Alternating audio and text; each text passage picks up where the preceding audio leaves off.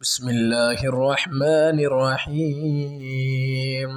والمرسلات عرفا فالعاصفات عصفا والناشرات نشرا فالفارقات فرقا فالملقيات ذكرا عذرا أو نذرا إنما توعدون لواقع فإذا النجوم طمست وإذا السماء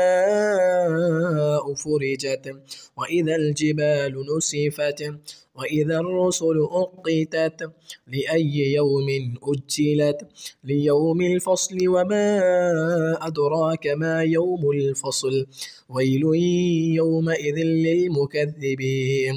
ألم نهلك الأولين ثم نتبعهم الآخرين كذلك نفعل بالمجرمين ويل يومئذ للمكذبين ألم نخلقكم من ماء مهين فجعلناه في قرار مكين إلى قدر معلوم فقدرنا فنعم القادرون ويل يومئذ للمكذبين ألم نجعل الأرض كفاتا أحياء وأمواتا وجعلنا فيها رواسي شامخات وأسقيناكم ماء فراتا ويل يومئذ للمكذبين انطلقوا إلى ما كنتم به تكذبون انطلقوا إلى ظل ذي 3 شعب لا ظليل ولا يغني من اللهب إنها ترمي بشرر كالقصر كأنه جمالة صفر ويل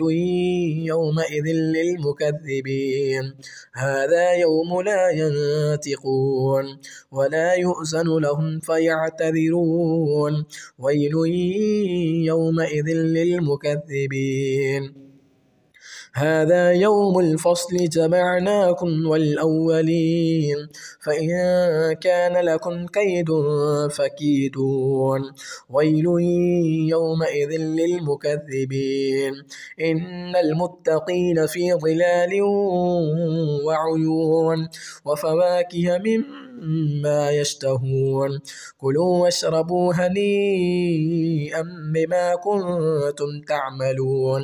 إنا كذلك نجزي المحسنين ويل يومئذ للمكذبين كلوا وتمتعوا قليلا إنكم مجرمون ويل يومئذ للمكذبين وإذا قيل لهم اركعوا لا يركعون ويل يومئذ للمكذبين فبأي حديث بعده يؤمنون